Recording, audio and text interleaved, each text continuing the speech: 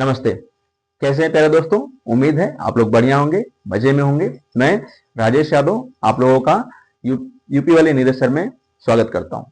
आज हम लोग शुरू करने वाले हैं पाठ 2 बहुपद, और इसको हम बहुत सरल और आसान तरीकों से जानेंगे। ठीक है, बड़े ध्यान से देखिएगा। क्या है सर जी? बहुपद। हमारा क्या है? बहुपद। अब बहुपद में क्या है सर जी हमारे पास में? बहुपद का मतलब क्या होता है? पहली बात तो यही जान लेते हैं, बहुपद का मतलब क्या होता है। सर बहुपद का मतलब ये होता है कि ऐसी संख्याएं या ऐसे समीकरण जिसके अंदर एक से ज्यादा पद हो। क्या हो? एक से ज्यादा पद हो। यानी कि मान लेते सर ये x, ये क्या है? इसके अंदर केवल एक पद है, ये अकेले है, तो क्या इसको बहुपद कहेंगे? नहीं सर जी। यानी ढेर एक से ज्यादा होना चाहिए। एक से ज्यादा यानी 2 या 2 से अधिक हो जाए तो चलिए क्या होगा? 4x + 5। कितने पद है इसके अंदर? 2 पद है। कितने पद है? 2 पद। तो क्या ये बहुपद के अंदर आएगा? हाँ सर ये बहुपद के अंदर आएगा। मैंने लिखा सर 2x² + 4x + 5। क्या ये बहुपद है? हाँ सर जी बिल्कुल। कितने पद है इसमें? 3 पद है। यानी कि एक, मैंने कहा कि एक से ज्यादा यानी 2 या 2 से ज्यादा हो तो उसको हम क्या कहेंगे? बहुपद कहेंगे। क्या कहेंगे? बहुपद। इसमें सर जी कितने थे पद? 2 पद हैं। इसमें कितने पद हैं? 3 पद हैं। और मैंने क्या कहा सर जी? ये ले लिया आपको 3x³ + 4x² + 5x + 6, ये ले लिया। अब क्या ये भी बहुपद होगा? जी सर बिल्कुल। आखिर कितने पद है? 1 2 3 4, 4 पद हो गए कि नहीं हो गए? तो क्या ये बहुपद है? हाँ सर बिल्कुल बहुपद है। अब हमने बहुपदों को जान लिया। अब इस बहुपद को कहते क्या है? इसको क्या बोलेंगे? इसको क्या बोलेंगे? क्या इसको बहुपद बहुपद बहुपद ही बोलेंगे? नहीं सर, इसको कुछ नाम दिया गया। उससे पहले हम जानेंगे कि सर बहुपदों की घात क्या देखेंगे, और बहुपदों के घात के आधार पर ही इनको नामकरण किया गया। क्या किया गया? इनका नामकरण बहुपदों के घात के आधार पर ही किया गया। तो घात क्या होता है? तो सर जी x की, किसकी?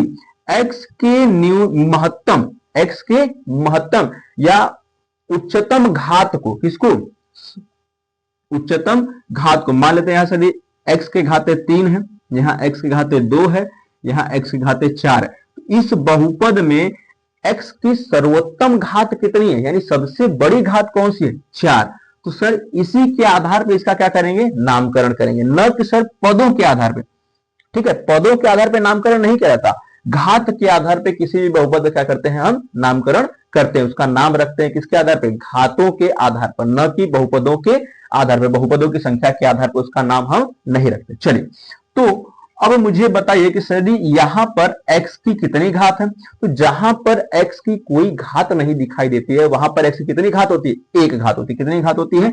1। यानी यहां पर कोई घात दिखाई दे रही है, यानी घात मतलब उसके सर पे कोई एक नंबर होगा। जैसे यहाँ पे इसके सर पे कितने नंबर है? 2। इसके सर पे कितने नंबर है? इसको सर पे लिख देते हैं, वरना आप कहेंगे सर अलग है। 3 है। यहाँ पे कितने सर? 2 है। कितने हैं? 2। तो उसके सर पे कोई अंक है, यहाँ पे कोई अंक नहीं है। जिसके सर पे कोई अंक नहीं होता उसके सर पे क्या होता है? 1 होता है। क्या होता है? 1। यहां पर 1 रख दें। तो सर एक घात वाले बहुपद को हम क्या कहेंगे? तो उसको हम कहेंगे रैखिक बहुपद। क्या कहेंगे? रैखिक बहुपद। लिख लेते हैं सर, इसको हम क्या कहेंगे? रैखिक बहुपद। बहुपद। अब सर 2 घात वाले बहुपद को हम क्या कहेंगे? द्विघात बहुपद। क्या कहेंगे? द्विघात बहुपद। सर 3 घात वाले बहुपद को हम क्या कहेंगे? त्रिघात बहुपद। क्या कहेंगे? त्रिघात बहुपद। अब आपने सर जाना कि बहुपद किसे कहते हैं, यानी जिसमें 2 या 2 से अधिक पद हो उसको हम बहुपद कहते हैं। और सर अब हमने बहुपदों को लिख लिया, यानी ये इसमें कितने पद हैं? 2 पद, इसमें 3 पद है, इसमें 4 पद। अब क्या इन पदों का नाम रखेंगे तो किसके आधार पे? पदों की संख्या के आधार पे या किसके आधार पे? तो मैंने कहा कि सर जी इनका नाम इनके घात में, किसके घात में?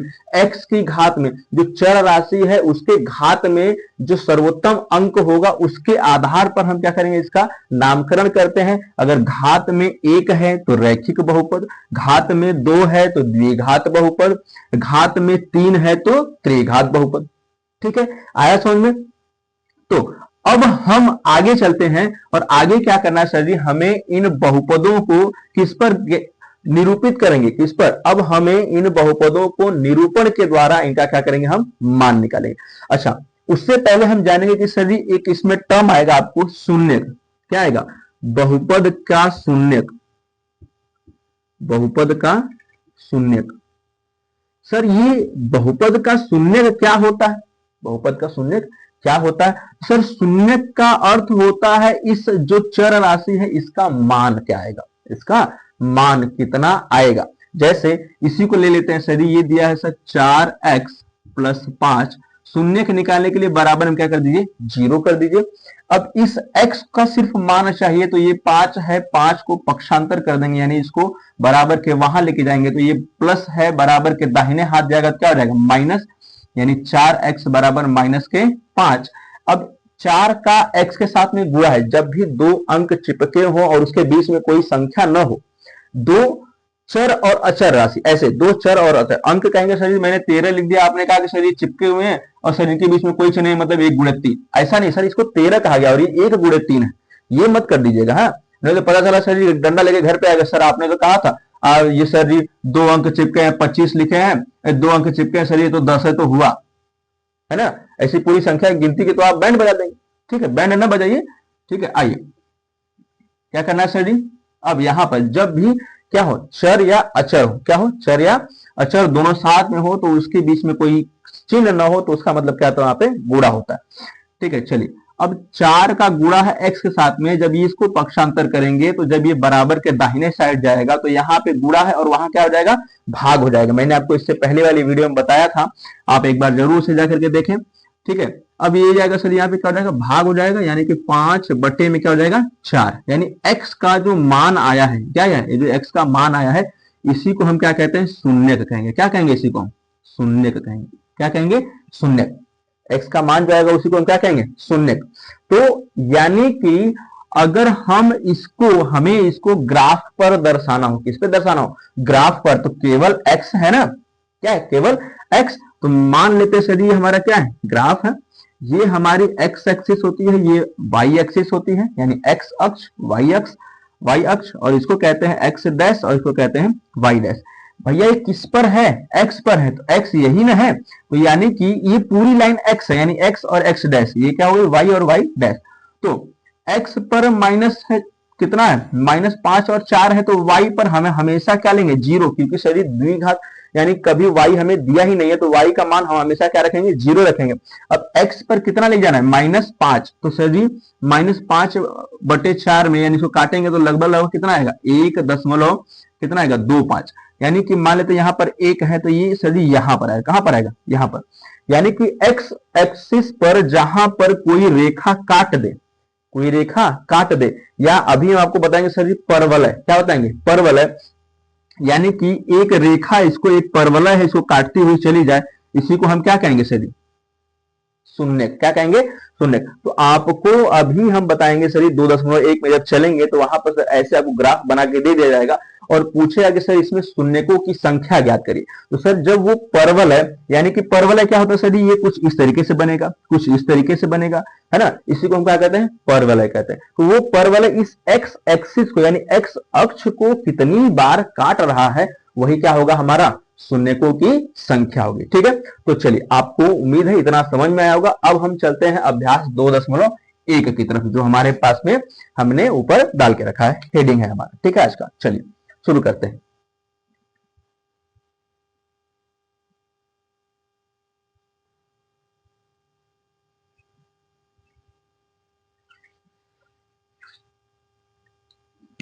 तो चलिए आइए देखते हैं 2.1 क्वेश्चन नंबर 1 क्या कहता है, किसी बहुपद p ऑफ x के लिए y बराबर p ऑफ x का ग्राफ नीचे आकृति में आपको दिए गए हैं, 2.1 में दिया गया है, ठीक है, दिया है प्रत्येक स्थिति में p ऑफ x के लिए, क्वेश्चन को सुनिएगा, p ऑफ x के लिए कह रहा है, जब p ऑफ x के लिए कहे तो आपको देखना है कि वो x एक्सिस पर ही काट रहा है कि नहीं।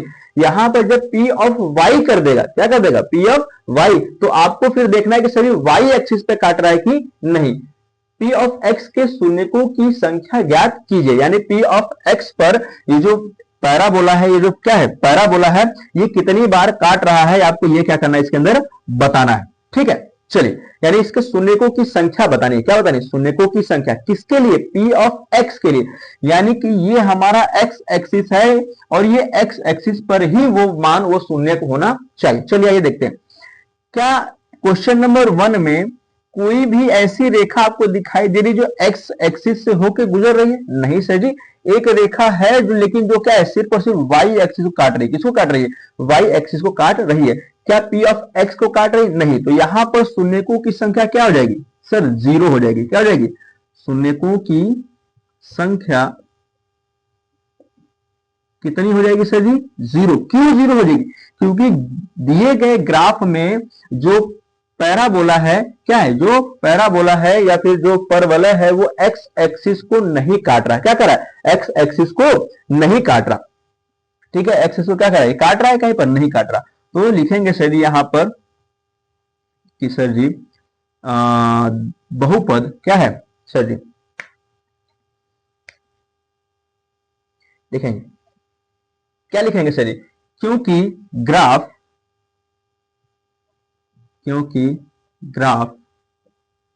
ग्राफ एक्स अक्ष पर एक्स अक्ष को नहीं काट रही, ऐसे से लिखेंगे, नहीं काटती है, नहीं काटती है। ठीक है, जब एक्स अक्ष को काटेगी ही नहीं तो सर शून्यकों की संख्या क्या निकलेगी? नहीं निकलेगी, क्योंकि सर पी ऑफ एक्स के शून्यकों की संख्या की ही बात की गई है। चलिए अब दूसरे में देखते हैं सर जी, इसमें शून्यकों की संख्या कितनी बार है? सर जो ग्राफ है वो कितनी बार एक्स अक्ष को काट रहा है सर जी? एक बार। कितनी बार काट रहा है? एक बार, ये यहां पर। तो इसमें शून्य की संख्या कितनी हो जाएगी? एक हो जाएगी। कितनी हो जाएगी? एक। यानी कि शून्यकों की संख्या बराबर कितनी होगी? एक होगी, क्योंकि जो ग्राफ है वो इसको कितनी बार काट रहा है? एक बार काट रहा है। तो लिखेंगे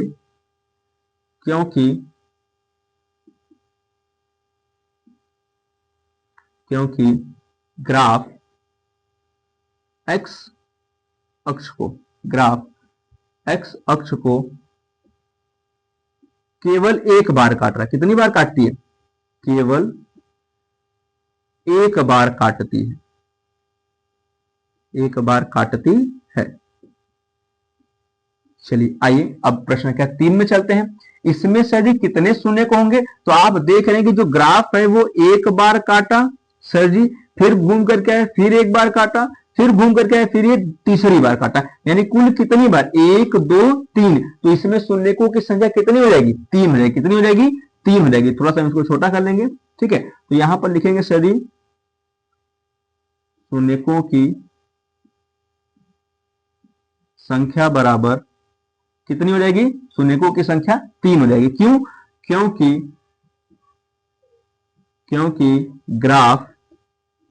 क्योंकि ग्राफ एक्स अक्ष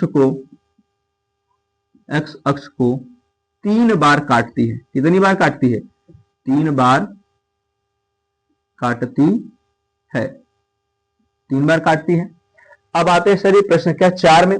इसमें शून्यकों की संख्या सर कितनी होगी? तो सर 2 होगी। कितनी होगी? 2। इसको थोड़ा सा ऊपर बना लेते हैं। ठीक है, ये है हमारे पास में ये ग्राफ बना। ठीक है, ये ग्राफ बना और ये हमारा क्या है? ग्राफ। ये एक्स एक्सिस और ये वाई, ये एक्स डैश और ये वाई डैश। कितनी बार काट रही है सर? ये ग्राफ जो है कितनी बार काट रही है? प्रतिच्छेद कर रही है 2 बार। तो शून्यकों की संख्या कितनी हो जाएगी सर? यहां पर 2 हो जाएगी। शून्यकों की संख्या कितनी होगी सर जी? 2 होगी। क्यों 2 होगी? क्योंकि ग्राफ एक्स अक्ष को कितनी बार काटती है? को 2 बार काटती है। कितनी बार काटती है? 2 बार काटती है। चलिए अब आते हैं सर प्रश्न संख्या 5 में।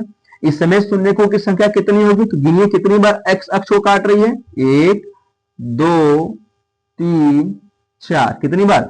4 बार। तो लिख लेंगे सर जी कितनी बार काट रही है? तो 4। यानी शून्यकों की संख्या कितनी हो गई? 4 हो गई। यानी शून्यकों की संख्या बराबर कितनी हो गई? 4 हो गई। क्यों 4 हो गई? लिखेंगे सर जी रीजन, क्योंकि ग्राफ एक्स अक्ष को कितनी बार काटती है? 4 बार काटती है। कितनी बार काटती है? 4 बार काटती है। अब आते हैं प्रश्न संख्या 5 में। सर जी ये इसमें कितनी बार काट रही है? सर 1 2 3। अब सर जी आपके मन में आना चाहिए कि अभी आपने बताया कि जो ग्राफ है वो एक्स अक्ष को काटनी चाहिए, लेकिन सर यहां पर काट तो रही है। क्या यहां पर काट रही? नहीं सर। क्या यहां पर काट रही? नहीं सर। तो फिर आप इसको कैसे ले रहे हैं? काटे या स्पर्श करे? काटे या स्पर्श करे। भैया ये स्पर्श तो कर रही है ना, किसी ने किसी अंक पर जाकर के स्पर्श करेगी। तो ये क्या होगा सर जी? स्पर्श करिए और यहां पर भी क्या करेगी? स्पर्श। यानी कितनी बार? 1 2 3 बार। यानी शून्यकों की संख्या कितनी हो जाएगी? 3 हो जाएगी। कितनी हो जाएगी सर जी? 3। यानी शून्यकों की संख्या बराबर कितनी हो जाएगी? 3। क्यों 3 होगी? रीजन लिखेंगे। क्योंकि ग्राफ एक्स अक्ष को कितनी बार काट रही है? एक्स अक्ष को 3 बार काटती है। कितनी बार काटती है? 3 बार काटती है। चलिए, उम्मीद है आप लोगों को ये समझ में आया होगा 2.1। ठीक है, अब हम लोग मिलते हैं किसमें? अगली वीडियो में। और तब तक के लिए आप अपना ख्याल रखिए और पढ़ते रहिए। तो चलिए, उम्मीद है आप लोग अपनी पढ़ाई को बेहतरीन तरीके से जारी रखे होंगे और इसे कंटिन्यू रखेंगे, कर रहे होंगे और इसे जारी भी रखेंगे। ठीक है, मिलते हैं अगली वीडियो में। तब तक के लिए आप अपना ख्याल रखिए और हेल्दी रहिए। ठीक है, नमस्ते, जय हिंद, जय भारत।